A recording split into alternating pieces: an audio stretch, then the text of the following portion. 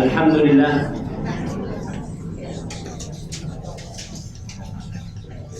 dalam semua kondisi, dalam segala keadaan, Rasul Sallallahu Alaihi Wasallam tidak pernah berhenti mengatakan Alhamdulillah. Suaranya, Masya Allah. Anehnya dia ngomong semana di sini. Suaranya kurang keras. Allahu Akbar.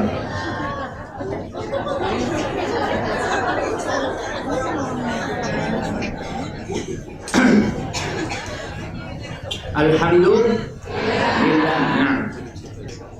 Segala puji bagi Allah Subhanahu wa taala, kita bisa berkumpul di tempat ini, kita bisa duduk bersama di tempat ini, kita bisa datang atas petunjuk Allah Subhanahu wa taala, hingga bisa bersama-sama berada di majlis ilmu ini. Allahumma salli wa sallim wa zid wa barik wa an'im ala abdika wa rasulika habibina wa nabiyyina Muhammad. Kalau dengar nama Nabi Muhammad sallallahu alaihi wasallam, dan untuk keluarga beliau, untuk istri-istri beliau, dan untuk putra-putri Rasul sallallahu alaihi wasallam dan para sahabatnya. Amma ba'd. Saya lihat dunia ini sempit. Yang luas itu surga. Yang luas itu surga Allah Subhanahu wa taala. Dan semoga ini suaranya timbul tenggelam udah.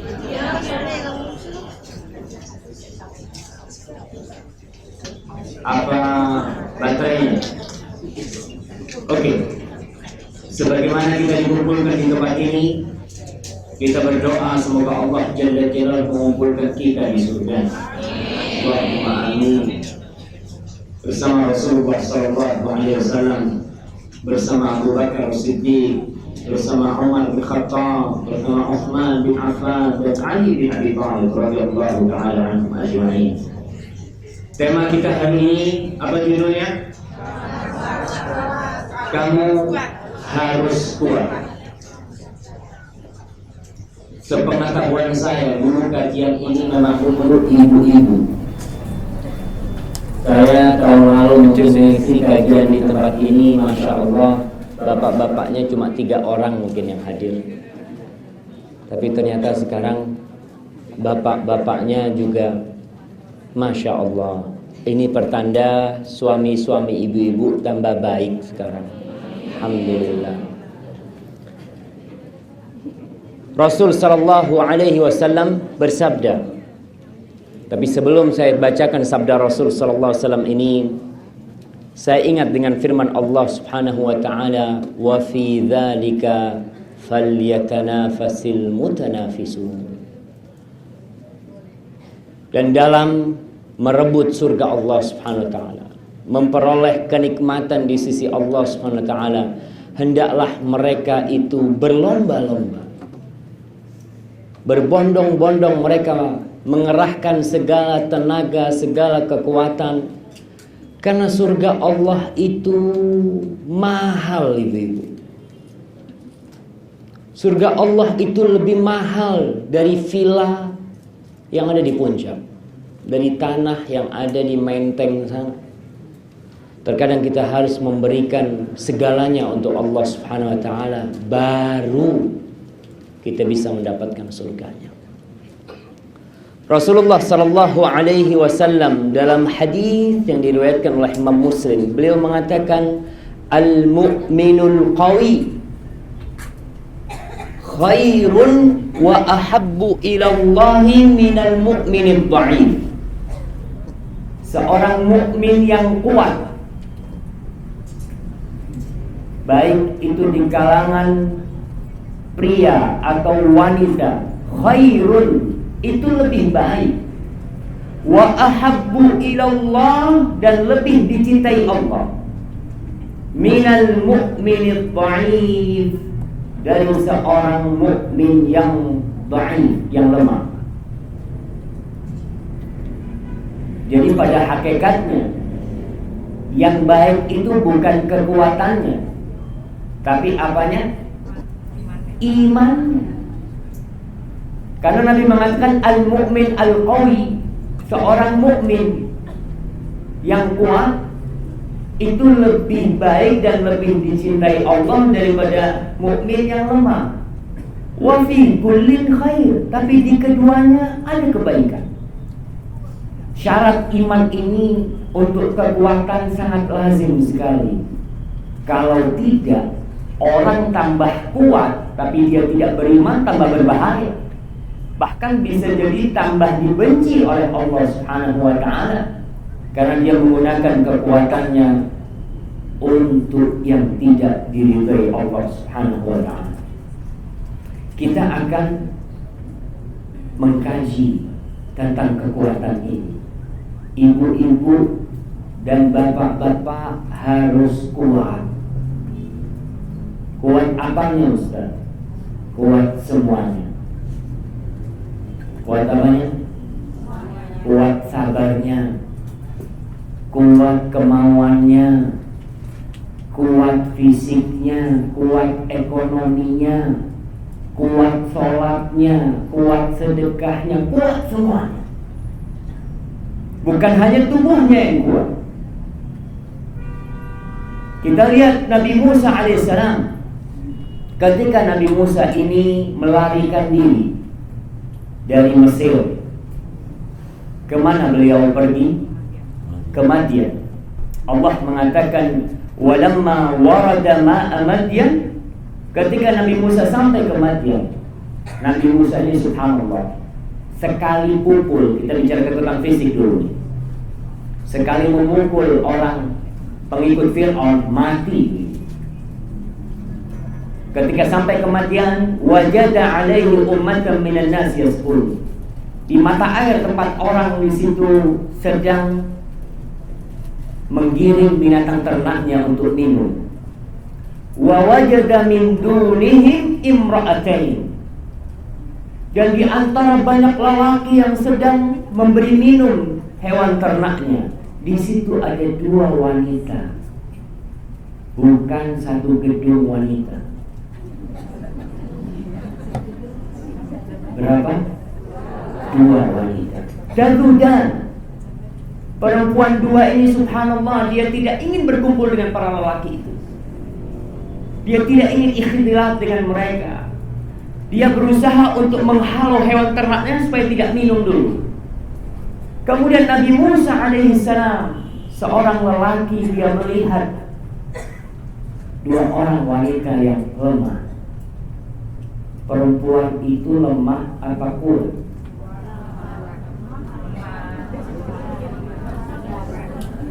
Ibu-ibu, perempuan itu ada yang kuat, ada yang lemah. Tapi kuat imannya. Kalau fisiknya, ya perempuan itu lebih kuat dari lelaki di beberapa sisi. Perempuan itu lebih kuat mengandung anaknya 9 bulan daripada lelaki. Nggak ada yang kuat kecuali perempuan. Nabi Musa alaihissalam melihat kedua wanita ini, timbullah rasa kasihan.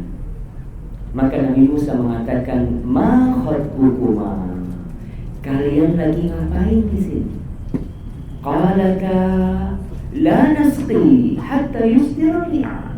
Kita ini nggak bisa ngasih minum sampai pengembala-pengembala itu semuanya pulang.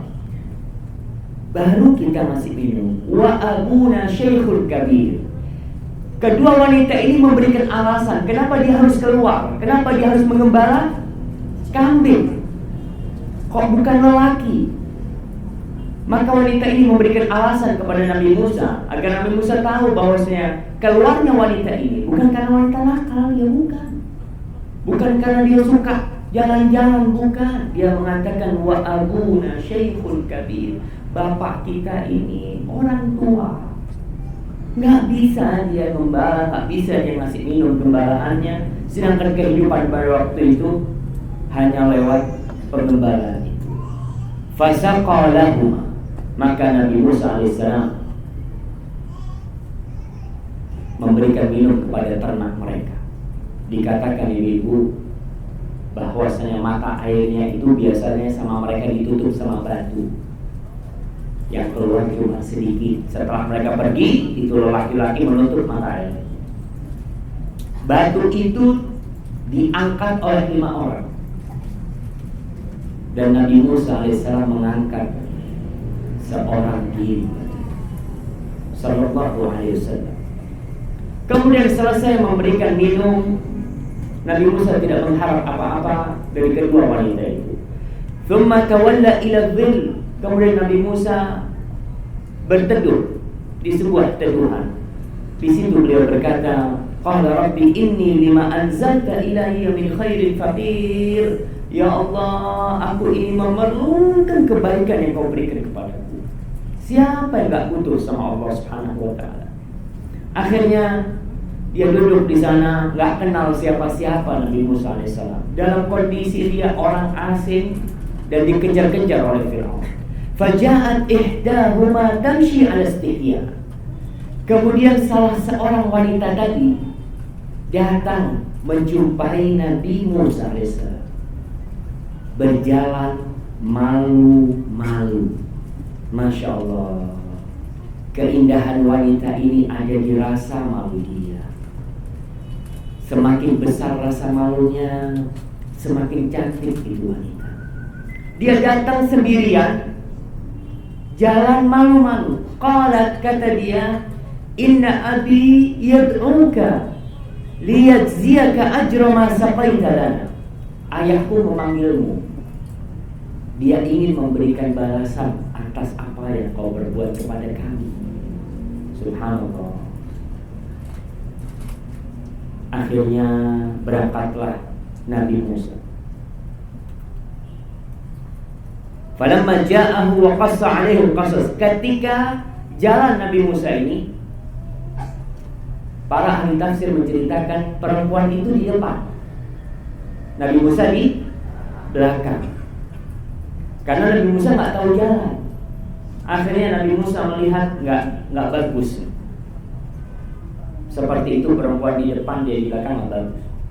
Karena dia mungkin melihat jalannya wanita itu. Akhirnya Nabi Musa minta kepada perempuan itu untuk jalan di belakang, biar aku yang di depan. Kalau tidak kasih isyarat kalau belok kanan, belok kiri. Subhanallah, benar-benar pemalu mereka. Sampai berjumpa dengan bapaknya kedua wanita ini. Ceritalah Nabi Musa kejadian dia.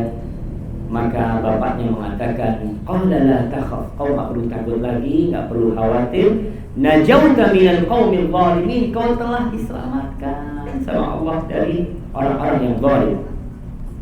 Qalat ihdahuma, ini selesai cerita. Salah seorang dari wanita, dari adik kakakku, berkata, qalat ihdahuma ya abati istajirhu.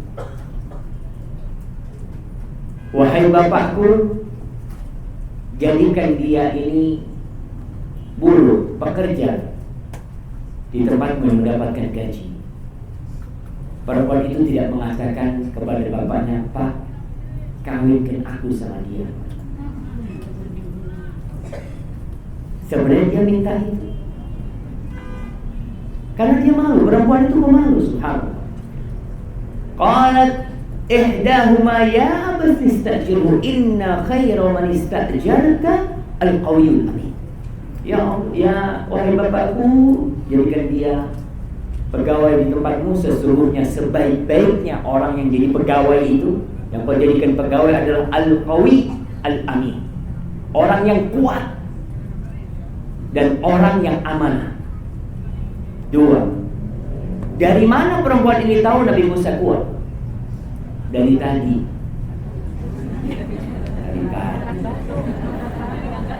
Iya. Dari tadi ngangkat batu itu maksudnya. Ketika ngangkat batu dia kelihatan, Masya Allah. Kan kelihatan juga perawakan orang yang kuat. Kalau kayak saya nih, aduh kurus-kurus ngangkat batu gak kuat gitu kan. Tapi kelihatan orang kuat itu Masya Allah. Al-Amin, dari mana dia tahu amanah? Tadi ketika berjalan dia nggak mau jalan di belakang. Dia tahu nih, subhanallah, ini lelaki benar-benar lelaki yang menjaga kehormatan wanita. Amanah tuh, wanita itu ciptaan Allah yang harus dijaga. Ketika perempuan itu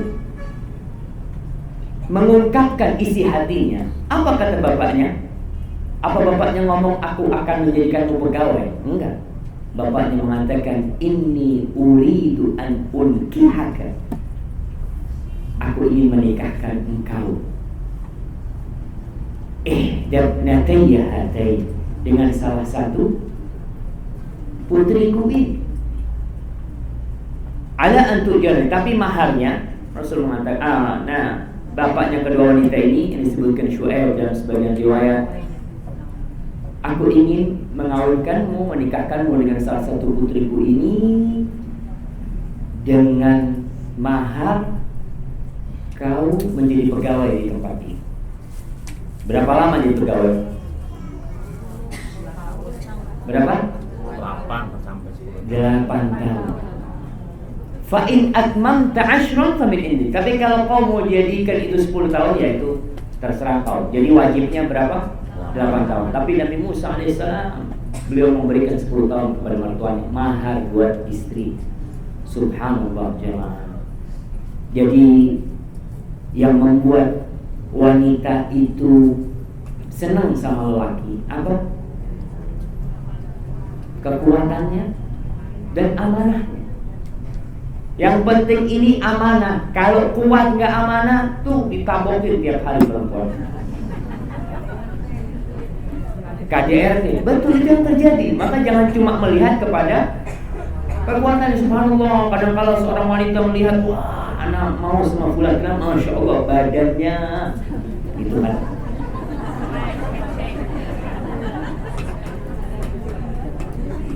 Betul apa nggak betul gitu? Betul Bang.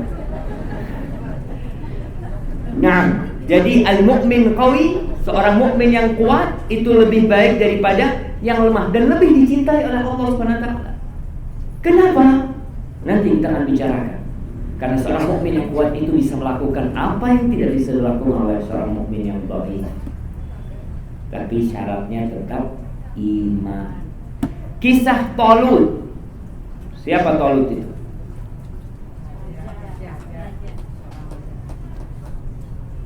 Raja. Rakyatnya siapa rakyatnya Talut ketika itu? Nabi Daud alaihissalam. Nah, Talut ini kita tahu Allah menceritakan kisah dia di surat Al-Baqarah ayat 247. Ketika Bani Israel meminta pemimpin, raja untuk berperang, untuk berjihad, akhirnya nabinya mengatakan kepada rakyatnya, wa qala lahum nabiyuhum innallaha qad ba'atsa lakum taluta malika. Nabinya mengatakan Allah telah mengutus untuk kalian Talut sebagai raja. Qalu, orang-orang Bani Israel ini bingung, karena raja itu menurut mereka orangnya harusnya keturunan raja, orang kaya, orang macam-macam, baru pantas jadi raja. Qalu, kata mereka, anna yakunu lahul mulku alaina wa nahnu ahaqqu bil mulki minhu.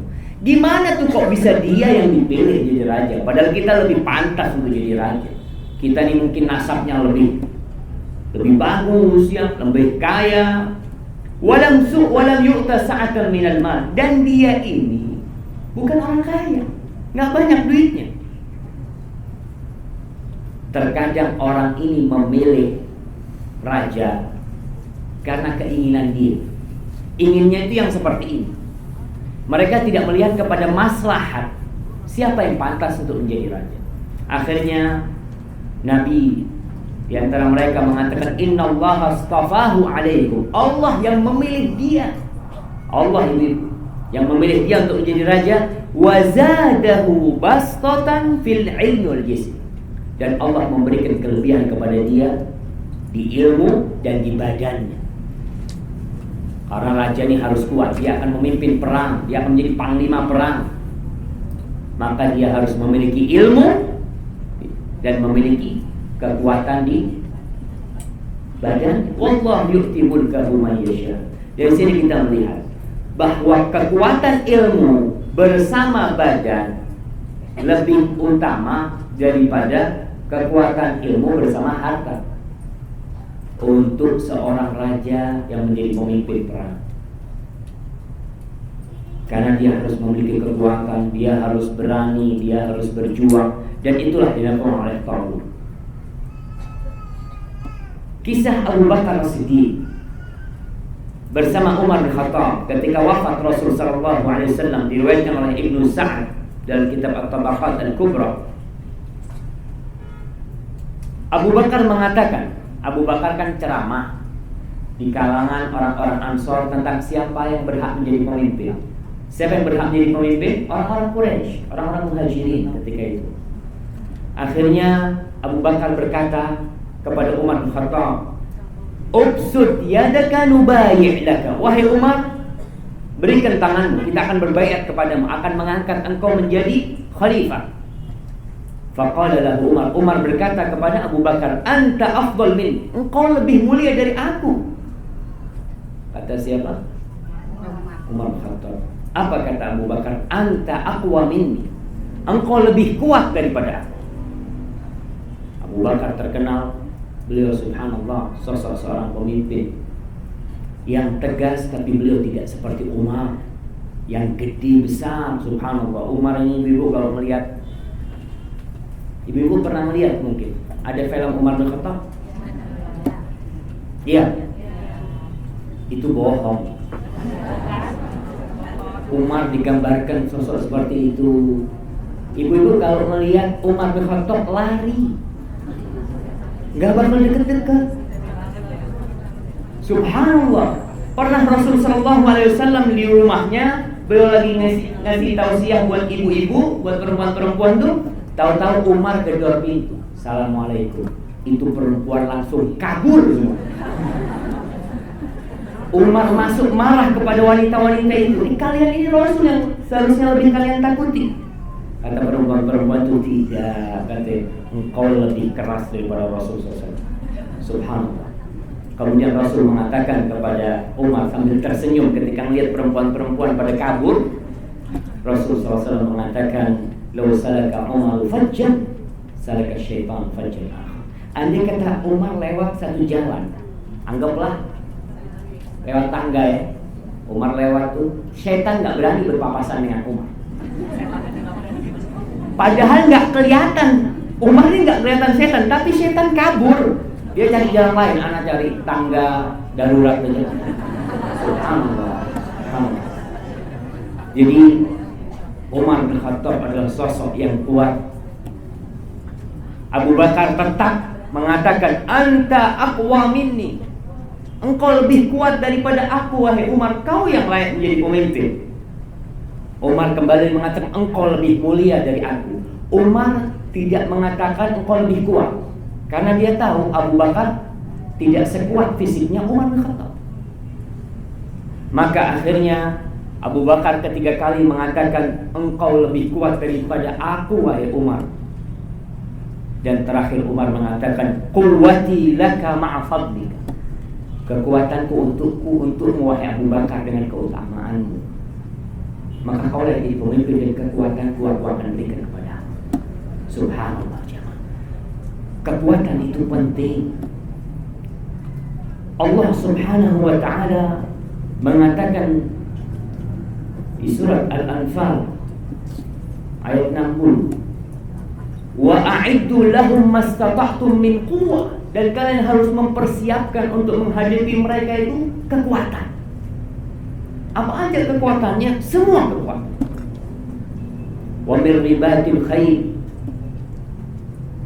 dari naik kuda, kekuatan di persenjataan, kekuatan di ekonomi, semua kekuatan. Fisiknya harus kuat, keuangannya harus kuat, strateginya harus kuat.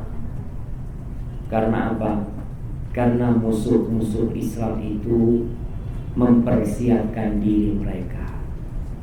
Kita bisa lihat yang punya kapal-kapal besar perang siapa?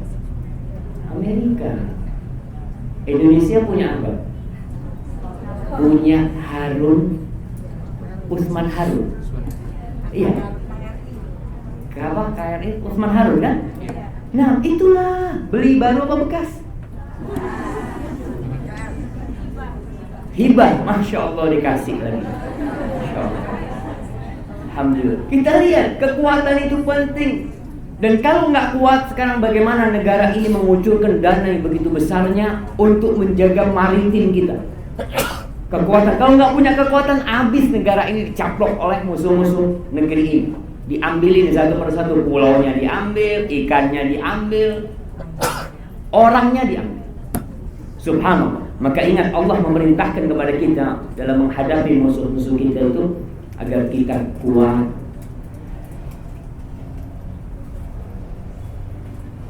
Badan kita harus kuat, harta kita harus kuat, ilmu kita harus kuat. Tapi ingat, tetap kekuatan itu harus dengan iman. Kalau orang banyak hartanya nggak beriman, apa jadinya? Dia nggak akan bangun masjid, dia akan buka kafe, dia akan melakukan tindakan-tindakan yang tidak diridhoi Allah Subhanahu wa Ta'ala. Maka sekali lagi, al-mu'minul qawi khairun wa ahabbu ila Allah minal mu'minil dha'if. Ibu-ibu yang kuat tentu lebih baik daripada ibu-ibu yang lemah. Ada ibu-ibu yang Masya Allah ketika hamil nggak bisa kerja, cuma di tempat tidur. Tapi ada perempuan-perempuan yang dalam kondisi hamil dia tetap bekerja, tetap bersihin rumah, tetap apa. Buat seorang lelaki mana yang lebih baik? Pada diam semua. Kedua-duanya ada kebaikan, tapi tetap yang lebih kuat itu tentunya lebih dicintai oleh Allah Subhanahu wa Ta'ala. Karena dia bisa melaksanakan tindakan-tindakan yang tidak bisa dilaksanakan oleh orang lain. Kemudian Rasul dalam hadis ini mengatakan, ihris ala ma yanfa'uka wasta'in billah. Kau seriuslah, bersungguh-sungguhlah untuk mencari yang bermanfaat buat engkau. Jadi ibu-ibu harus melihat mana yang bermanfaat buat anak, ambil. Jangan semua dilakukan. Kita cuma punya waktu sedikit, 24 jam sehari. Kita harus memiliki yang namanya fikih prioritas. Kita harus tahu mana yang lebih bermanfaat buat anak, mana yang tidak bermanfaat buat anak. Kalau ada 10 semuanya bermanfaat, mana yang dipilih? Yang nomor 1, yang nomor 2, jangan yang terakhir. Ihris ala ma yanfa'uka. Di sini masuk ke dalamnya bagaimana seorang menjadi orang yang bermanfaat. Olahraga juga penting. Olahraga bermanfaat apa enggak bermanfaat? Bermanfaat. Tapi kalau kerjanya dari pagi sampai sore olahraga terus, enggak bermanfaat. Jadi umpamanya ada 2 nih, ada jadwal olahraga sama ada jadwal kajian. Mana yang lebih bermanfaat? Ada yang mengatakan, Ustaz, anak olahraga sambil nyetel rojak, dapat dua-duanya. Subhanallah. Nggak, tentunya datang ke majelis ilmu. Datang ke majelis ilmu itu beda dengan kita duduk. Di majelis ilmu itu malaikat-malaikat Allah turun, rahmat Allah turun. Subhanallah. Itu kalau di rumah kita nggak dapat. Jadi lihat ibu, apa yang bermanfaat itulah yang dilakukan. Wasta'in billah. Dan minta tolonglah kepada Allah. Kenapa kita harus minta tolong sama Allah? Kenapa ibu? Karena Allah mengatakan wa khuliqal insanu dha'ifa. Manusia itu diciptakan lemah. Subhanallah. Maka kita mau berusaha, kita mau berupaya, kalau nggak dibantu sama Allah nggak bisa. Ibu-ibu bisa lihat bagaimana seorang yang Masya Allah, ibu-ibu masuk olahraga terus tiap hari, itu dikasih sakit gigi, melungker, langsung nangis-nangis, padahal cuma sakit gigi. Gimana? Kok ada yang ceramah juga? Nah, Wasta'in billah, kita harus minta tolong sama Allah Subhanahu wa ta'ala karena kita lemah. Wala ta'jaz, dan jangan engkau melemah dalam menghadapi kondisi kehidupan ini. Apapun yang terjadi, kita nggak boleh lemah. Kita harus kuat. Apapun kondisinya, musuh-musuh mau ganteng, mau kita nggak bisa makan. Subhanallah, Rasul sallallahu alaihi wasallam kalau masuk ke rumah istrinya nggak ada makanan, apa kata beliau? Aku puasa. Dan ibu-ibu kalau suaminya nggak bawa fulus, puasa. Usir katanya ibu. Subhanallah. Maka ingat, kita ini harus kuat, wala ta'jaz. Fa in asabaka syai', terkadang ibu-ibu itu mendapatkan masalah di rumah. Ribut sama suaminya, nggak pernah selesai keributan di suami. Sampai mau datang kajian pun masih ribut sama suaminya. Ya, fa in asabaka syai', kalau kau ditimpa sesuatu, fala taqul law anni fa'altu kadza wa kadza kana kadza. Nggak perlu kau mengatakan andai kata aku nggak kawin sama kau, andai kata seperti ini. Nggak boleh kita, karena itu menandakan kelemahan kita menghadapi kehidupan. Banyak kejadian yang tidak pernah kita rencanakan, dan tidak semua yang kita rencanakan terjadi. Maka bagaimana sikap seorang muslim? Dia harus menghadapi takdir itu dengan mengatakan qadarullah wa masya'a. Ini udah takdir Allah. Orang terkadang memiliki orang tua yang kejam, yang mungkin dia menyakiti ibu kita, ngomong kasar sama ibu kita. Ya udah, ini bapak anak. Mau nggak mau anak harus bersabar menghadapi orang tua anak. Dan kita harus kuat, ma'asyiral muslimin, untuk menghadapi jihad di jalan Allah Subhanahu wa ta'ala. Ibu-ibu, bapak-bapak juga ya. Mudah-mudahan bapak-bapaknya dengar di bawah. Bapak-bapaknya tadi anak lihat sebagian sakit hati. Digusur mereka, subhanallah. Ya, mudah-mudahan jadi kebaikan buat mereka. Nah, kita harus olahraga ini. Dulu perempuan-perempuan itu mungkin tidak terlalu banyak olahraga. Kenapa? Karena semua kegiatannya itu sudah olahraga. Coba ibu-ibu lihat di desa-desa di gunung itu, Masya Allah, sampai umur 70 tahun singset badannya. Subhanallah. Ini kita lihat nenek-nenek tua ya, di sana itu mereka masih pakai apa di perutnya, pakai stagen ya. Masya Allah, mereka itu ngelahirkan anaknya langsung ke tumang. Tahu tumang? Tumang itu buat masak apa? Tungku ya, tungku. Nah, maaf itu bahasa Jawa kayaknya tumang. Jadi dia itu melahirkan, malamnya lahiran, pagi udah masak. Masya Allah. Kalau sekarang nggak boleh bergerak 2 minggu. Subhanallah. Pantesan. Jadinya Masya Allah lebar-lebar. Nah, iya, kita kemarin. Ibu-ibu, benar apa nggak benar? Ah, benar. Ya, mungkin Ustaznya salah. Afwan kalau gitu. Tapi yang jelas kenapa dulu itu nggak olahraga? Mereka nimba air ya, pakai tangannya. Udah, tangannya nggak perlu angkat besi dia. Udah, Masya Allah. Sekarang mau ngambil air pakai pencet. Jadi yang sehat cuma ujung. Subhanallah. Nyuci, kita lihat orang-orang itu Masya Allah ya, dia nyuci, dia pukul. Wah, Masya Allah. Kalau sekarang pakai mbok Samsung. Yang sehat mbok Samsung. Mbok apa gitu kan, mbok Sony. Subhanallah. Itu realita ibu. Kenapa perempuan-perempuan sekarang kok bisa dilihat lebih lemah dari perempuan zaman dulu? Subhanallah. Mau masak dulu itu ngambil kayu, nyebulin disebul dulu tuh ya, biar hidup apinya. Kalau sekarang Masya Allah. Jadi naik mobil, sekarang ada mobil-mobil itu yang kita nggak boleh gerak. Buka pintu, pencet lagi. Ya Allah, akhirnya kena stroke dia, yang sehat.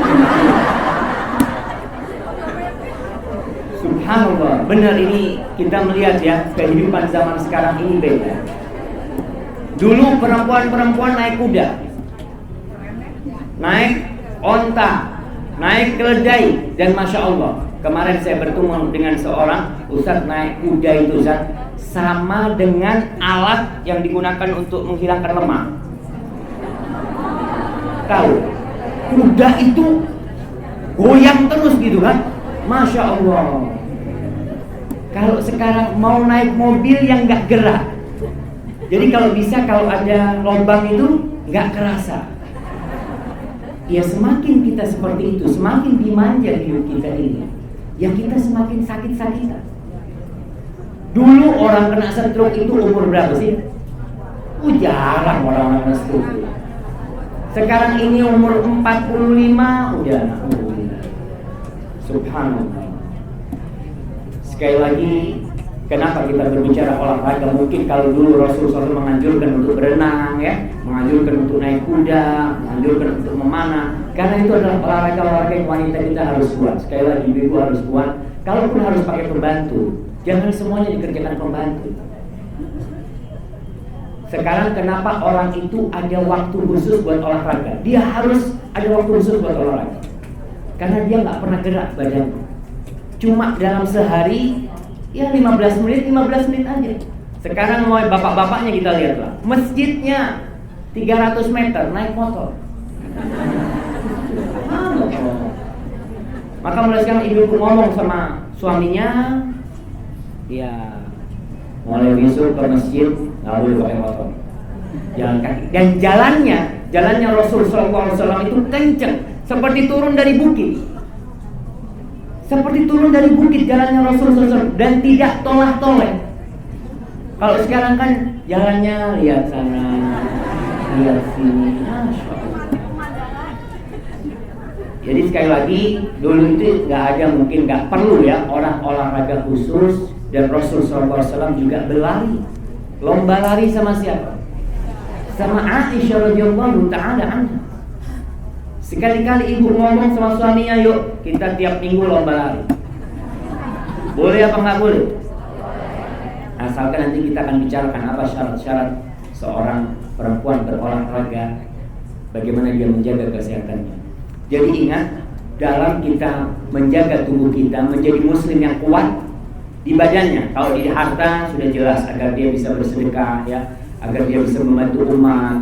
Kemudian ketika dia kuat di ilmunya, dia bisa menjadi orang-orang yang memberikan gagasan-gagasan penting buat umat.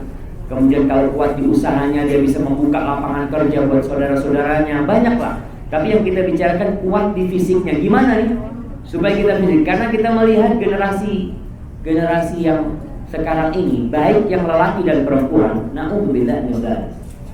Kita lihat lelaki-lelaki muncul yang subhanallah, yang jalannya lemah gemulai. Apa namanya? Non-dek. Nggak tahu, pokoknya jalannya itu ke nona-nonaan. Dia jalannya subhanallah. Kadang-kala pakaiannya juga. Ada pakaian mereka itu yang, kalau dulu di Arab itu saya tahu namanya celana itu ma'alish, artinya maafkan aku. Celananya itu agak melorot sedikit. Ada mengadu. Ada pakaian yang udah kayak gitu, maafkan aku, subhanallah. Kau minta maaf kau itu. Seharusnya kau ganti pakaianmu. Muncul generasi yang seperti itu, yang lemah mulai. Kita harus berolahraga, niatnya. Kalau niat olahraga itu agar kita lebih kuat dan bisa lebih memberikan manfaat kepada agama, untuk berjihad, untuk membesarkan anak-anak kita, itu niat dapat pahala. Tapi kalau niatnya sekedar supaya sehat, supaya mendapatkan tubuh yang ideal, itu boleh, tapi tidak mendapatkan pahala. Yang mendapat pahala kalau seorang istri olahraga menjaga tubuhnya untuk menyenangkan suaminya, dapat pahala. Kalau untuk menyenangkan tetangganya, dapat dosa. Ada wanita-wanita yang ingin dilihat, jadi dia itu olahraga ini supaya dapat pujian dari sana, dari sini, nggak dapat pahala kita. Memang nggak apa-apa, maksudnya dia untuk tubuh, bukan ibadah ini ya, bukan masalah ibadah. Tapi ingat, agar kita dapat pahala, niatkan ibadah. Karena Allah Subhanahu wa ta'ala tidak melihat kepada bentuk dan rupa kalian, tidak melihat kepada harta kalian, tapi yang Allah lihat adalah hati dan amal perbuatan kalian. Maka tunjukkan tatkala kita olahraga, bahwa kita ini, hati kita ingin sesuatu yang indah, ingin surga Allah Subhanahu wa ta'ala, ingin menyenangkan suami kita. Yang suami pun ada suami-suami yang Masya Allah ya, dia nggak pernah olahraga. Yang kalau Rasul Sallallahu Alaihi Wasallam itu sholat malam sampai apanya yang buncit? Kakinya yang buncit, bengkak. Sekarang orang duduk makan sampai perutnya yang buncit. Maka kita sekali lagi, seorang muslim itu harus kuat seharusnya. Memang di akhir zaman akan muncul orang-orang yang gemuk-gemuk ya, orang-orang yang kerjanya cuma makan, minum, subhanallah. Maka ingat, Allah memang tidak melihat kepada postur tubuh kalian. Allah tidak melihat kepada wajah kalian, harta kalian. Bukan yang paling cantik lebih dicintai Allah, enggak. Bukan yang lebih seksi lebih dicintai Allah, tidak. Tapi yang paling beriman dan paling kuat, itu yang lebih dicintai Allah SWT. Allah melihat kepada hati dan amal perbuatan kalian. Ini penting, hati dan amal. Karena ada sebagian orang, sebagian wanita, dia ngomong, Ustaz, ana alhamdulillah Ustaz, ana gak pakai kerudung, tapi ana gak pernah ngomongin orang. Tuh fulan pakai kerudung, ngomongin orang terus. Gimana terus? Mana yang lebih baik? Yang gak pakai kerudung tapi nggak ngomongin orang, terus yang pakai kerudung ngomongin orang? Dua-duanya nggak baik. Dua-duanya tidak baik. Karena Allah melihat bukan hanya kepada hati. Jangan kamu, Ustaz, hati anak ini bersih, jangan. Karena kalau hatimu bersih, pasti amal perbuatanmu baik. Maka itu bukti dari amal kita. Bukan berarti hadis ini menyarankan kalau gitu kita tampil jelek aja, Ustaz, nggak apa-apa, yang penting hati dan amalnya. Maksudnya pakaiannya biar yang kumuh-kumuh, terus wajahnya janganlah Ustaz, nggak usah pakai krim-krim itu. Boleh nggak ibu-ibu pakai krim?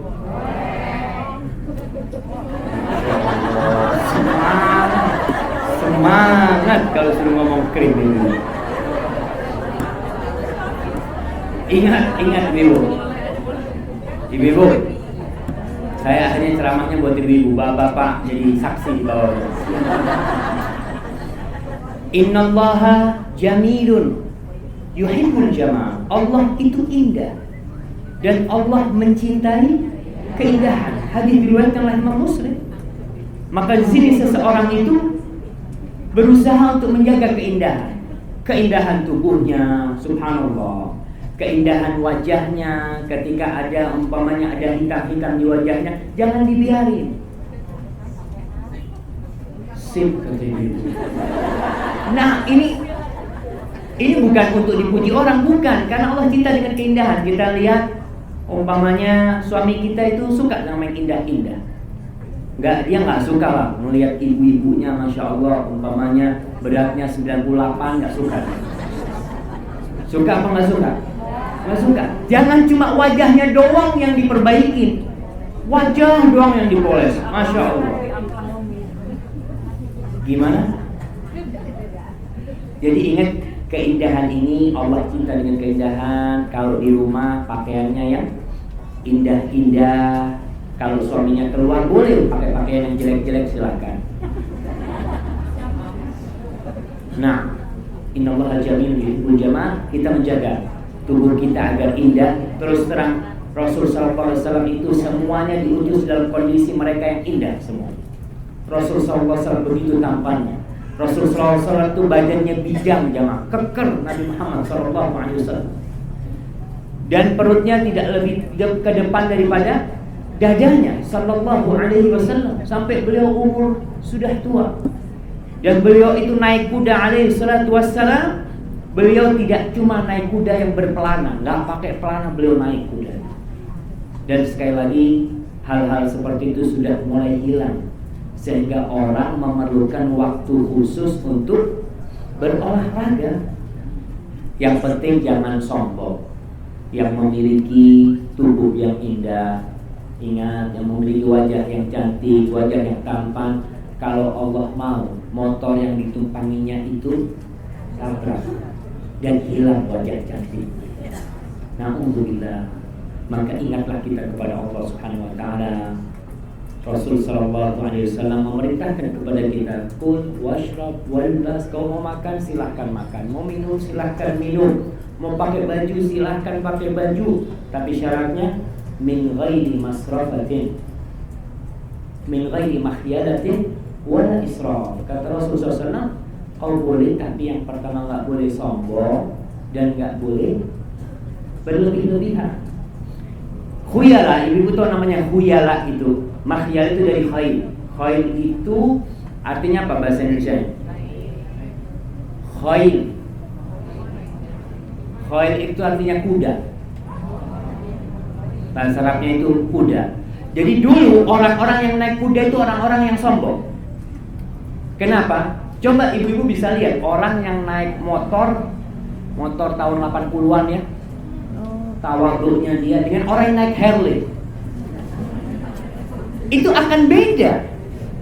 Posisinya dia itu, posisi duduknya itu lain. Orang yang naik kuda kan di atas, dia merasa tinggi dan Masya Allah larinya kenceng ya. Sedangkan orang yang naik himar, naik keledai, itu tawaduk banget gitu.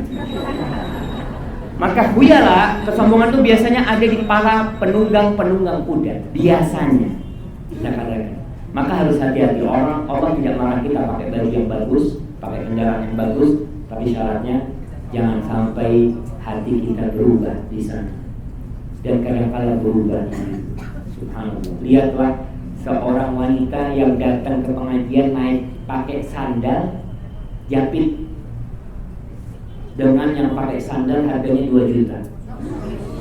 Yang pakai sandal jepit itu naruh sandalnya pelan-pelan gitu. Tapi yang sandal 2 juta, wah dia tunjukkan. Mungkin kalau melangkah itu lebih tinggi daripada yang pakai sandal jepit supaya kelihatan. Maka hati-hati. Allah cinta dengan keindahan, Allah cinta dengan yang cantik-cantik, tapi ingat jangan berlebih-lebihan dan jangan sombong ketika hal itu. Perempuan wajib berjihad apa enggak? Wajib apa enggak? Ya, kita tanya nih. Rasulullah SAW pernah ditanya oleh Aisyah, "Ya Rasulullah, hal 'alan nisa'i jihad?" Wahai Rasulullah, apakah wanita itu wajib berjihad? Faqala jihadun la qitala fi. Iya, yaitu jihad yang tidak ada peperangan di dalamnya. Al-hajju wal umrah. Itu jihad wanita. Wanita tidak diwajibkan berjihad, berperang. Kenapa? Ya, karena perbedaan tugas, perbedaan postur tubuhnya. Kalau perempuan itu, ya, kita tidak bisa mengatakan perempuan itu lemah, tapi tidak seperti lelaki. Untuk mengangkat beban, mungkin lelaki lebih kuat. Dan bukan berarti hadis ini perempuan itu tidak boleh jihad. Ingat, tidak wajib, tapi bukan berarti tidak boleh. Karena kita kalau melihat ya, perempuan-perempuan di zaman Rasul sallallahu alaihi wasallam, mereka itu sosok wanita-wanita pemberani. Seperti siapa? Ummu Ammarah Ummu Ammarah itu ketika perang Uhud, subhanallah, ketika kaum muslimin itu sebenarnya tugas perempuan itu di belakang. Mereka membantu mengobatin yang sakit ya, ngambilin makanan, minuman, supaya yang laki semuanya berjihad. Jadi yang perempuan di belakang, posisi mereka yang masakin seperti itu. Tapi pada waktu perang Uhud, kaum muslimin benar-benar dihantam sehingga tersingkap benteng yang melindungi Rasulullah SAW. Di situ Ummu Ammarah terjun.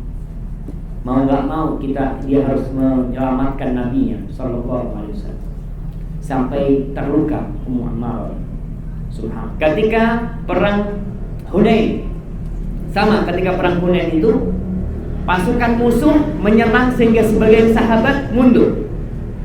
Di situ Ummu Sulaim, siapa Ummu Sulaim? Ibunya Anas bin Malik radhiyallahu ta'ala anhu, dia pegang pisau. Rasulullah SAW melihat dia tertawa. Buat apa Ummu Sulaim tuh pisau, kata dia. Ya Rasulullah, kalau ada yang dekat-dekat sama aku akan bantai. Masya Allah. Sofia binti Abdul Muttalib, bibinya Rasulullah SAW, ketika perang Khandaq, ada seorang Yahudi yang mau masuk ke bentengnya wanita-wanita, dia bunuh. Subhanallah, sosok wanita-wanita yang mujahid. Berarti perempuan itu boleh hadir di peperangan, tapi tidak di barisan depan.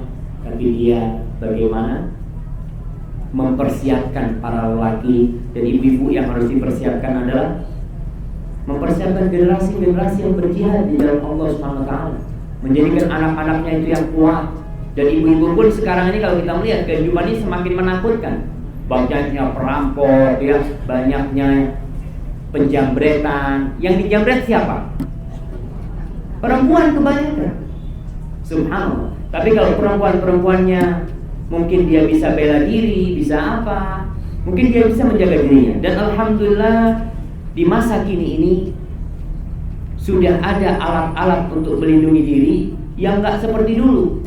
Sudah ada tembak, sudah ada bom ya, tank, macam-macam lah. Dan itu memberikan kemudahan sehingga orang berperang sekarang ini kadang kala nggak perlu gerak, duduk aja juga sama, pencet sini, pencet sana, pencet situ. Subhanallah ya. Itu kemudahan yang diberikan. Sekali lagi tetap wanita-wanita itu tidak wajib berjihad, tapi dia boleh. Namun wanita tetap harus kuat. Nih, tidak wajib jihad, tapi boleh berjihad, tapi harus kuat. Karena kalau perempuan-perempuan gak kuat, gimana generasi ke depan? Kalau wanita-wanitanya kerjanya cuma duduk, nongkrong sambil makan, terus seperti itu. Syarat-syarat olahraga nih buat perempuan ini gimana? Saya pernah berbincang dengan teman-teman. Kita ini yang udah ngaji seharusnya punya tempat fitness buat perempuan, buat lelaki. Soalnya tempat fitness yang ada itu campur, ada musik di sana, ada pria-pria. Maka harapan saya nanti selesai kajian ini ada yang berinisiatif untuk membangun fitness buat perempuan. Udah ada belum di sini? Belum. Penting itu. Gimana? Baru planning, Masya Allah. Mudah-mudahan sebelum mati sudah ada.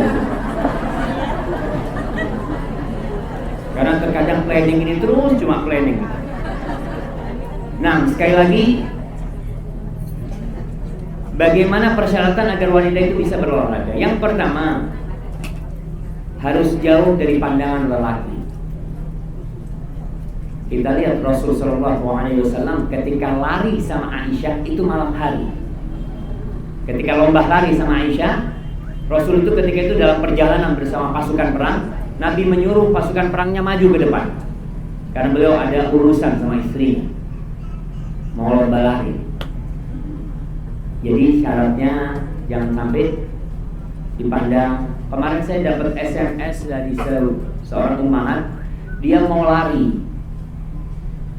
Dia ngomong, Ustaz, kalau anak lari pakai abaya ribet.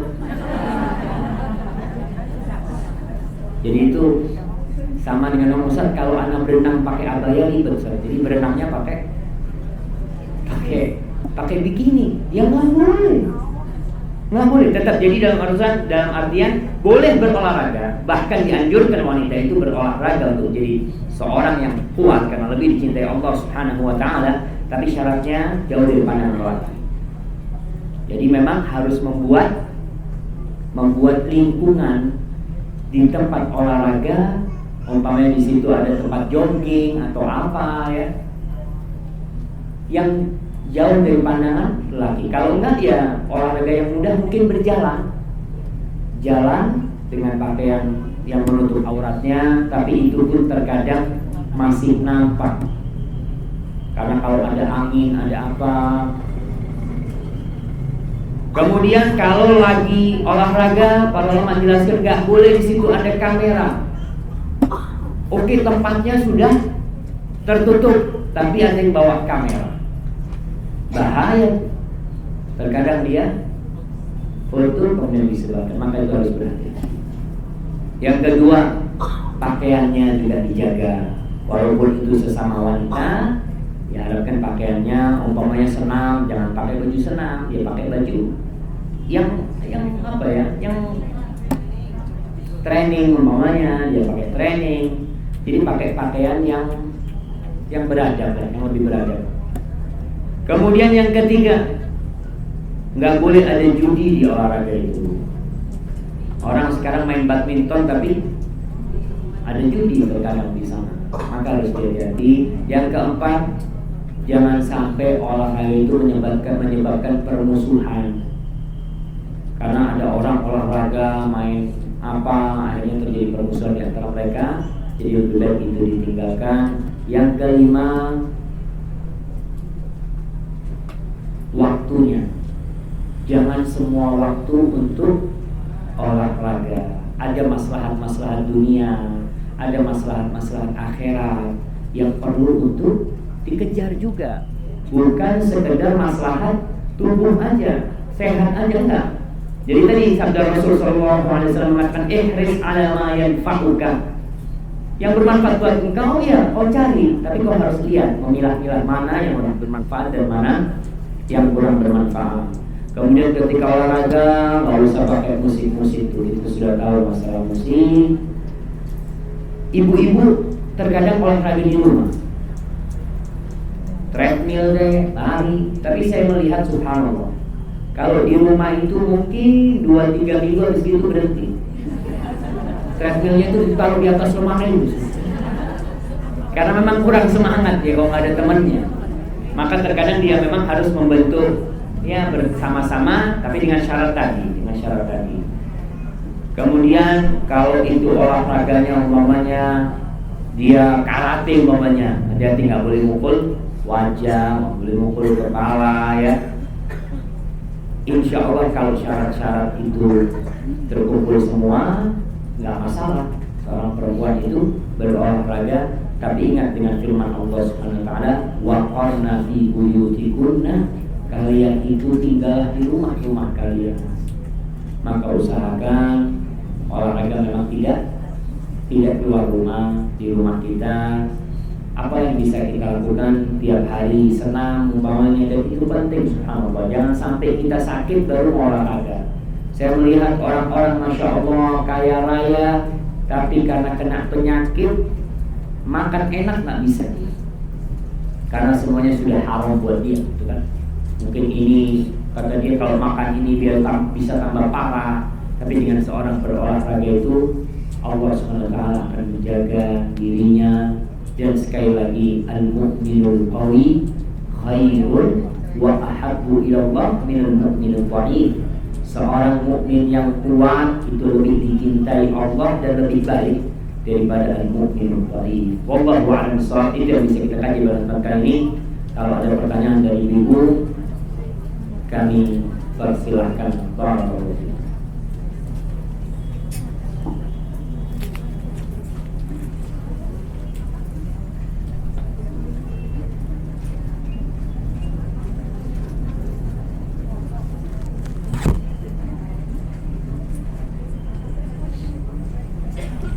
Nah, masya Allah. Ustaz nih, saya seorang guru dengan pendidikan lewat dari S1.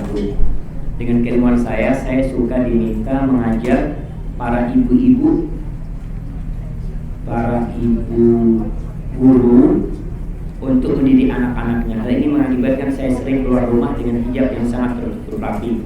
Untuk hal itu saya minta nasihat Ustaz karena saya sering diminta mengisi seminar atau pelatihan yang berhubungan dengan cara-cara mendidik dan mengasuh anak. Subhanallah. Kita lihat nih, ibu ini memiliki kekuatan di keilmuannya sehingga dia bisa memberikan manfaat buat orang lain. Tapi bagaimana di satu sisi dia harus keluar rumah, dia harus pergi ke sana. Kalau memang untuk memberikan manfaat, apalagi kan untuk ibu-ibu juga, berangkat insya Allah tak masalah. Tapi diusahakan untuk menjaga dirinya. Kalau harus keluar kota jangan lupa mahramnya dan minta kepada Allah kekuatan untuk istiqomah. Karena terkadang kita ini banyak godaan di luar sana. Dan mudah-mudahan dengan seperti itu ibu juga bisa menyampaikan dakwah Rasul SAW kepada ibu.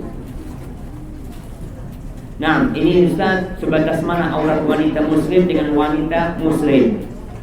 Sebatas mana aurat wanita muslim dengan wanita non muslim? Jazakallahu khair. Berkaitan dengan masalah ini ada khilaf panjang di antara para ulama.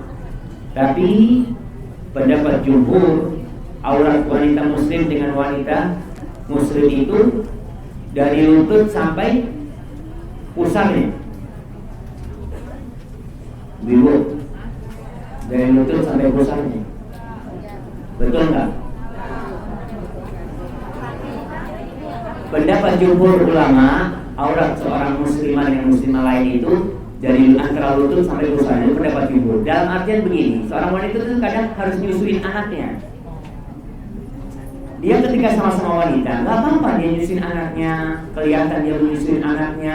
Bukan berarti dia hanya pakai sarung doang gitu ya, jalan-jalan gitu ya. Enggak, kita harus menjaga kehormatan diri kita. Itu masalah hal itu. Jadi pakaian yang rapi. Adapun dengan non muslim, para ulama di sini juga khilaf di antara mereka. Sebagian mengatakan seperti dengan lelaki ajnabi ya. Apa yang boleh dilihat oleh non muslim ya, apa yang boleh dilihat oleh lelaki. Aurat yang kita tampakkan kepada umpamanya wajah dan tangan saja itu diusahakan. Tapi tetap ya, seorang wanita yang olahraga tetap dia harus berusaha untuk menghormati dirinya, pakai pakaian yang rapi, yang santun. Wallahu a'lam.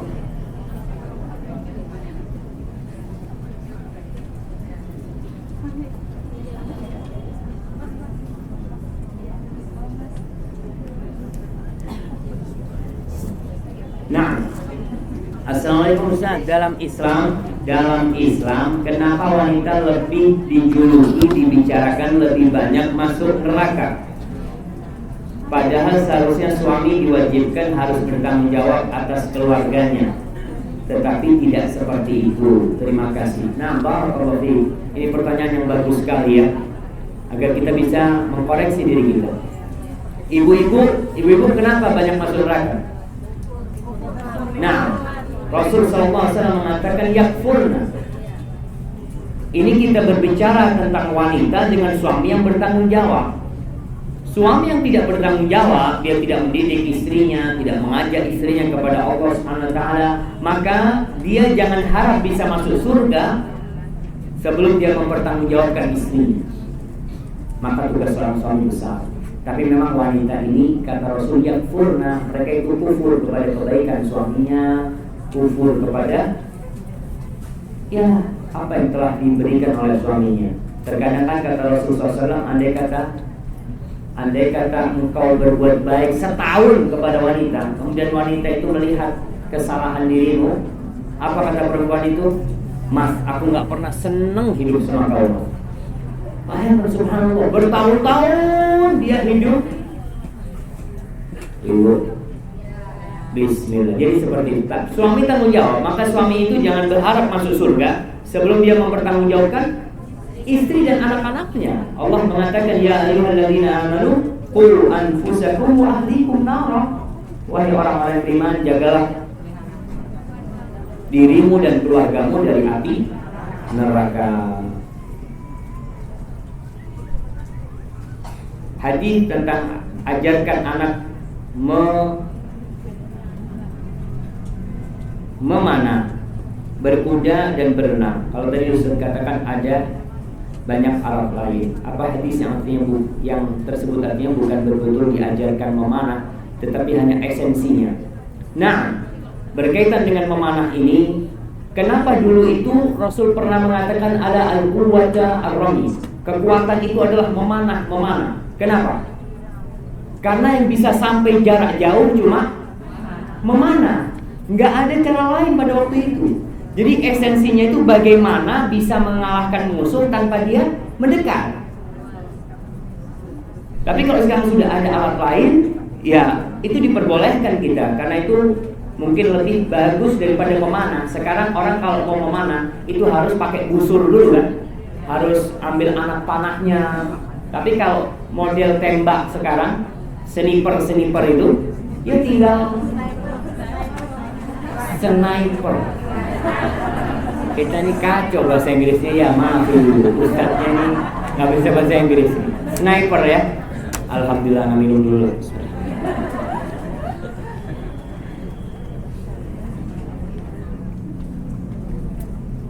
Ngomong sniper sama sniper, katanya Ustadz Arifin, bahasa yang paling jujur itu bahasa Arab. Bahasa yang paling bohong itu bahasa Inggris. Tidak sesuai dengan tulisannya, itu bohong. Nah, ini bukan berarti Ustadznya belain diri gitu, bukan. Nah, sekarang berkuda. Iya, para ulama jelaskan berkuda sekarang di mana kita mau naik kuda? Kita sekarang umpamanya musuh menyerang Jakarta, dapat dari mana kita kuda? Yang ada adalah kendaraan yang digunakan naik. Mereka mengatakan naik kendaraan, ya naik motor. Bagaimana dia itu bisa menggunakan motornya untuk berperang? Namun jamaah, bukan berarti lagi kita nggak belajar berkuda, karena berkuda itu manfaatnya besar. Belajar memanah, tetap kita ya belajar memanah kalau ada panah gitu ya. Pernah saya membaca Einstein itu pernah ditanya, nanti kalau terjadi perang dunia ketiga, apa senjata yang akan dipakai? Kata dia, tombak dan pedang. Ketika nuklir sudah dijatuhkan di mana-mana, listrik mati semua, nggak ada lagi bensin sudah, bom bensin hancur semua. Apa yang akan digunakan oleh perang untuk perang? Ya pedang sama tombak. Iya ada semuanya, tapi nggak ada pelurunya, udah habis. Kena bom nuklir, kita bayangkan ya bagaimana bom nuklir itu kalau jatuh, subhanallah. Maka kemungkinan yang dikatakan bahwasanya Nabi Isa alaihissalam dia akan melemparkan tombak kepada Dajjal, dan itu benar. Dia mati dengan tombak. Karena pada hari itu nanti kita akan melihat sesuatu yang tidak sama dengan zaman sekarang ini. Sebagai prediksi, saya pernah membaca penjelasan tentang sebuah film akhir zaman, yang di situ dia benar-benar tidak ada senjata. Orang yang punya tembak itu sedikit sekali, yang masih punya peluru, karena sudah hancur semuanya pada waktu itu. Jadi tetap ya esensi itu penting. Kita belajar yang tadi dikatakan, tidak harus memanah. Kalau jihad wanita bukan di medan perang, apa untuk anak perempuan tidak perlu diajarkan sesuai hadis tersebut, terutama memanah dan berkuda? Tidak harus diajarkan hal tersebut untuk para wanita, karena kembali lagi dia harus mempersiapkan dirinya di rumahnya sebenarnya.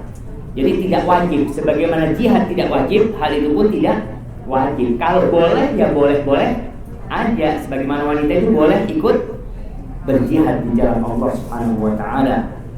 Tapi sekali lagi ingat, sekarang di Jakarta ini banyak perampokan, banyak penjamretan, macam-macam. Di sini menuntut para wanita-wanita untuk lebih kuat lagi, jamaah. Barakallahu fikum. Ustaz, saya suka senam tapi pakai musik di rumah, bolehkah? Jangan. Jadi kita tahu bahwasanya bagaimana Rasulullah SAW mengatakan akan datang satu masa yang orang-orang bisa menghalalkan khamar, menghalalkan zina, menghalalkan sutra, dan mereka menghalalkan alat-alat musik. Usahakan untuk ditinggalkan agar Allah meridhoi kita.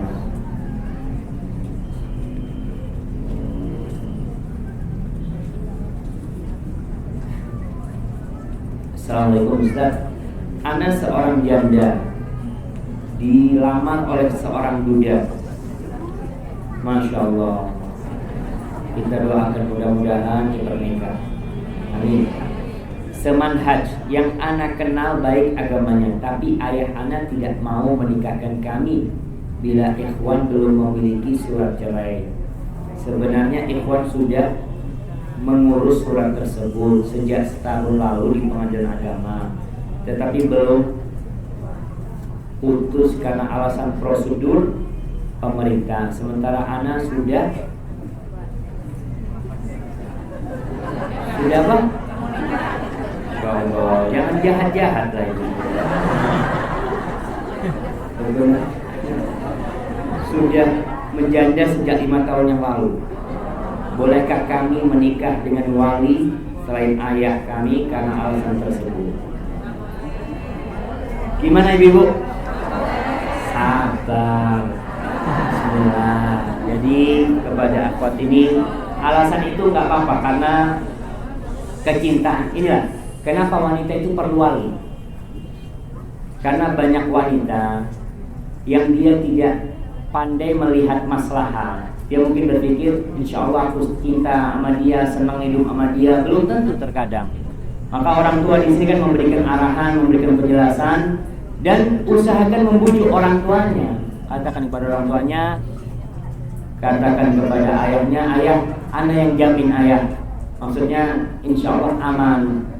Kadang-kadang kan ayahnya takut istrinya itu janda 2 kali mereka. Takut gitu orang tua itu. Maka itu usaha orang tua untuk menyelamatkan putrinya. Maka jangan pakai wali hakim.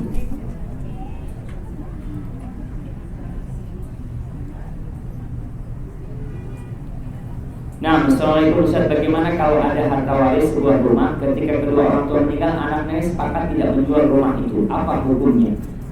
Nggak masalah kalau mereka nggak mau membagikan harta itu dengan kesepakatannya, itu karena sudah menjadi itu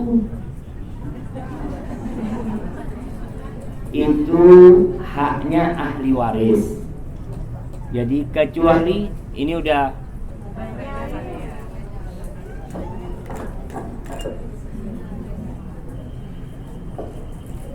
ada baterainya situ.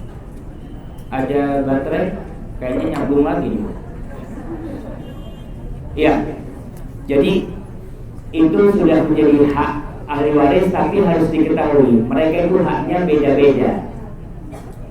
Ada hak yang berapa persen.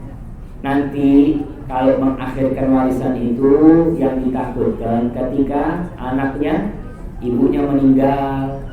Karena punya hak ya, kalau seorang di antara ahli waris mengatakan saya mau jual, harus dijual. Ahli waris mengatakan harus dijual, maka harus dijual. Kalau tidak mau menjual, haknya dia dikeluarkan. Umpamanya 5 orang, 1 yang minta dijual, yang 4 gak mau jual. Maka yang 4 ini bagaimana dia membayari haknya dia. Karena itu sudah haknya ahli waris. Itu sudah haknya ahli waris. Tapi perlu diperhatikan juga menunda-nunda sebagai waris terkadang nanti menjadi pertikaian di antara anak-anak kita. Wallahu a'lam bishawab. Ustaz, Assalamualaikum warahmatullahi wabarakatuh. Bagaimana dengan olahraga bela diri, merpati putih, taekwondo, yoga? Bukanlah bisa tanpa musik, tapi olahraga ini identik dengan pernafasan. Bukankah nafas yang dibuat-buat bisa masuk syaitan? Pernah dengar di satu radio. Boleh kan? Nah, jadi ingat, ada olahraga-olahraga yang mengandung di situ ada ritual-ritual kesyirikan. Coba baterainya mungkin. Pakai ini.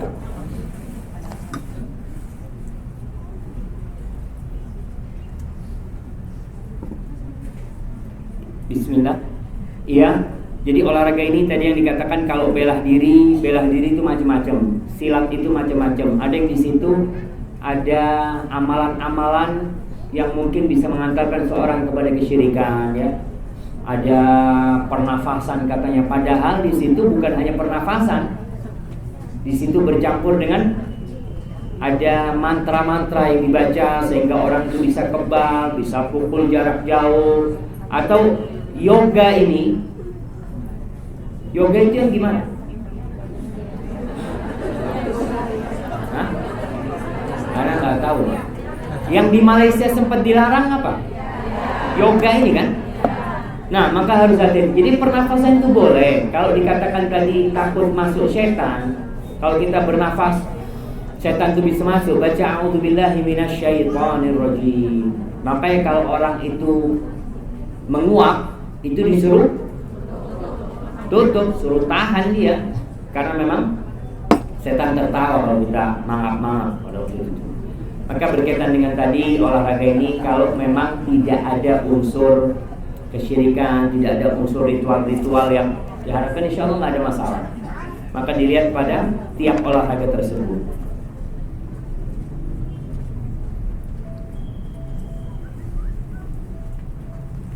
Ustaz boleh tidak memanfaatkan lahan pemakaman untuk sarana kami jalan-jalan berolahraga? Masya Allah. Jadi jalannya di kuburan. Mungkin sulitnya tempat berolahraga. Titik Wibu, ibu-ibunya ini ingat, kita itu disuruh berkunjung ke kuburan, suruh ingat mati. Kalau olahraga ingat hidup, bukan ingat mati di sana. Nah, kayaknya wallahu a'lam, janganlah yang seperti itu.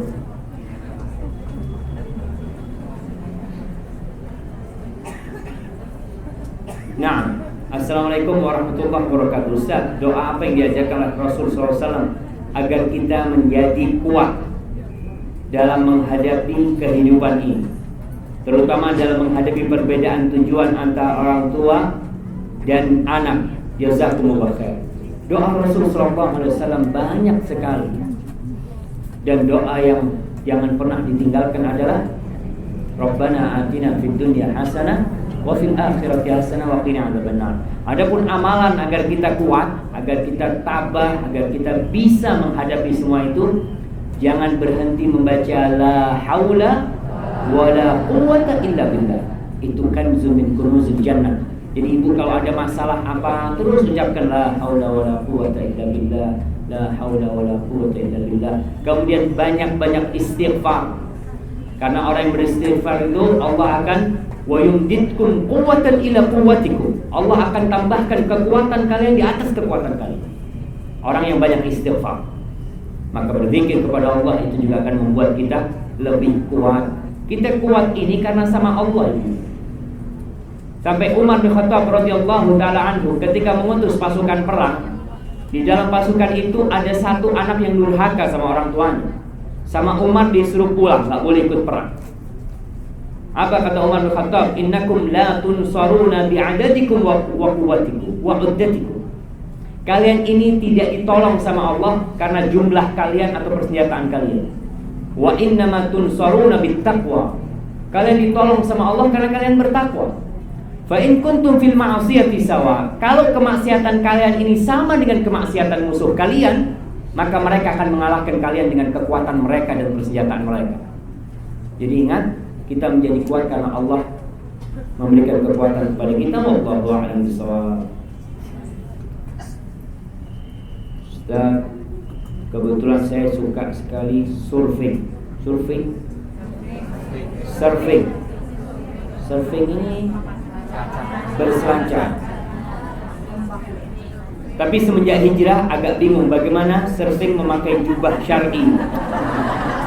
Jadi Batman ya, jubah syar'i. Apakah boleh memakai pakaian surfing yang tertutup rapat di daerah yang tidak ramai atau jauh dari keramaian? Jazakallah khairan. Kayaknya auratnya wanita ini bukan hanya kulitnya, tapi juga bentuk tubuhnya. Jadi terkadang ada orang pakai baju penyelam, perempuan pakai baju penyelam, kelihatan nggak auratnya? Jadi ibu, Ya paling enggak kalau sekarang sudah tidak bisa, ada tempat-tempat yang nggak ada orang.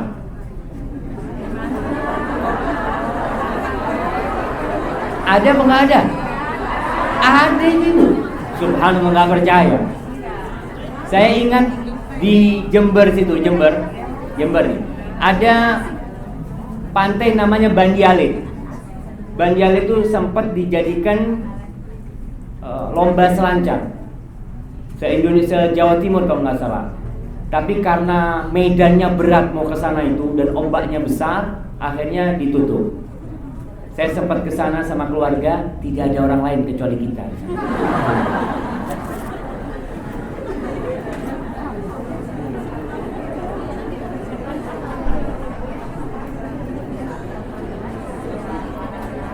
Ustaz, ibu, tenanglah. Nanti kita kasih mic ibu-ibunya. Nah, bagaimana saya harus bersikap untuk memutuskan? Saya masih bekerja untuk mencari nafkah karena suami tidak memiliki pekerjaan. Namun saya sudah mendengar kajian kalau wanita harus di rumah. Apakah saya keluar dari pekerjaan lebih afdal, Ustaz? Barakallahu fiik. Ingat, wanita itu tugasnya memang di rumah. Tapi kalau dia bekerja di luar karena tadi kebutuhan dan masih dalam koridor-koridor yang diperbolehkan oleh agama, dia menjaga auratnya, dia tidak ada ikhtilaf di sana, insya Allah nggak masalah bagi kondisi suaminya belum bekerja. Maka dilihat, yang perlu dibicarakan kenapa suaminya tidak bekerja. Gimana kalau tukar, suaminya yang kerja, ibunya di rumah?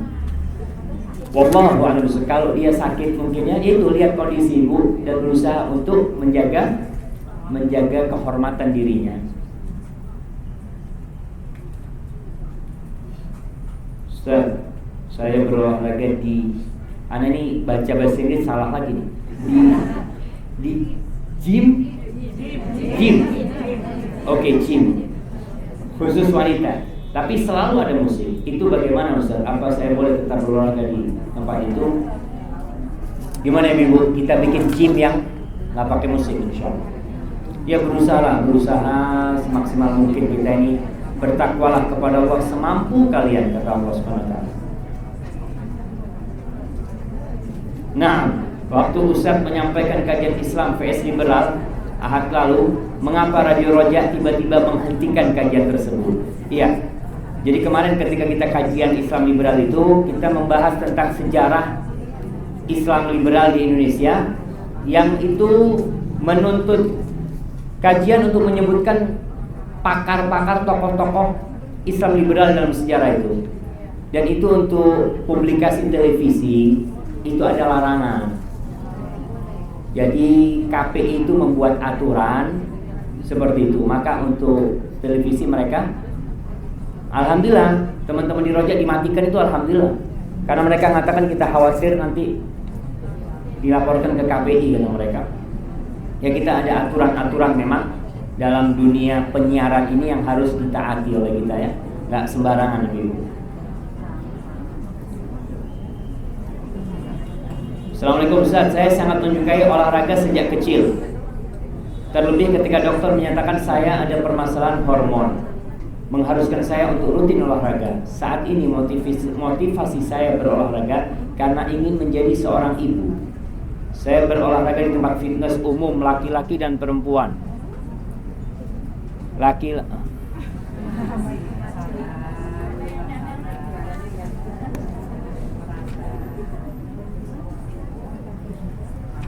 Kalau laki-laki kita berhenti dulu.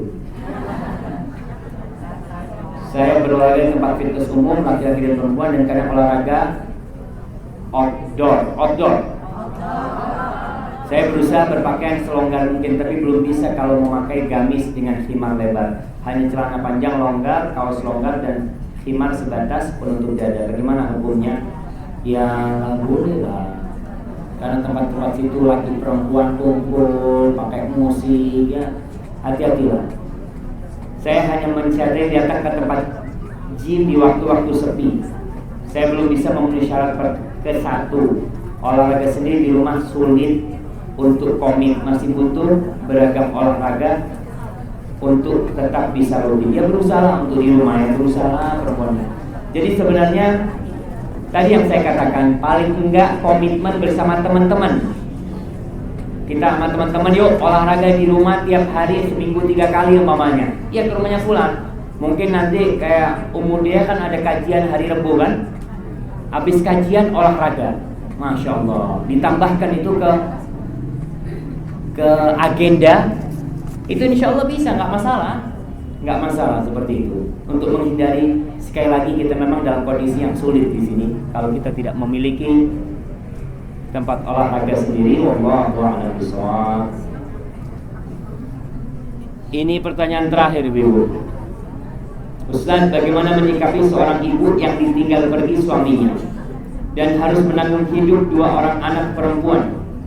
Dia menjadi beban bagi temannya karena banyak menggantungkan hidup pada temannya, sering mengeluh sakit. Subhanallah. Dia memiliki 2 anak perempuan. Pernah ingat dengan kisah seorang wanita yang bawa 2 anak perempuan ke rumah Nabi? Nah, itu ibu bawa 2 anak perempuan ngemis di rumahnya Aisyah radhiyallahu taala anha. Dia ngemis. Dan ketika Aisyah masuk rumahnya, yang di rumahnya Aisyah ada apa? Cuma ada 3 butir kurma. Hanya 3 di rumahnya Nabi. Bisa dibayangkan. Tapi apa Aisyah tidak memberikannya? Diberikan semua. Sehingga di rumah Nabi gak ada apa-apa. Maka bagi ibu ini bersabarlah ketika mendapatkan ujian dari Allah. Hal itu terkadang harus menggantungkan dengan orang lain karena gak mampu bekerja. Bisa dibayangkan kenapa wanita itu kok sama Aisyah gak dikatakan kau jangan ngemis, sanalah kerja. Tidak, karena ada kondisi-kondisi orang memang harus minta, gak mampu dia. Maka di sini jangan sering mengeluh. Karena orang yang sering mengeluh itu biasanya susah hidupnya. Karena dia tidak bersyukur dengan kondisi. Mengeluh itu tidak menyelesaikan masalah, tapi berusaha untuk sabar dan untuk menghadapi kehidupan itu. Kalau memang harus meminta pertolongan, mintalah pertolongan yang pertama kepada Allah Subhanahu wa taala. Dan jadilah wanita yang kuat. Mudah-mudahan 2 anak wanita itu akan menjadi penghalang ibu dari api neraka. Itu yang bisa kita kaji pada kesempatan kali ini. Kurang lebihnya mohon maaf atas segala kesalahan. Apabila ada kata-kata yang kurang berkenan, saya minta maaf. Dan minta maaf kepada yang sudah menulis surat, menulis pertanyaan tapi tidak sempat dibaca ya. Mudah-mudahan Allah mengumpulkan kita kembali di dalam kajian yang penuh ilmu nanti, kalau enggak ya di surga Allah Subhanahu wa taala. Dan ibu-ibu, sekali lagi, kajian kita ini bukan hanya untuk wawasan ya. Bukan untuk kumpul-kumpul, tapi untuk diamalkan. Mudah-mudahan kita bisa mengamalkannya. Subhana rabbika rabbil izzati amma yasifun, wassalamun alal mursalin, walhamdulillahi rabbil alamin. Wassalamualaikum warahmatullahi wabarakatuh.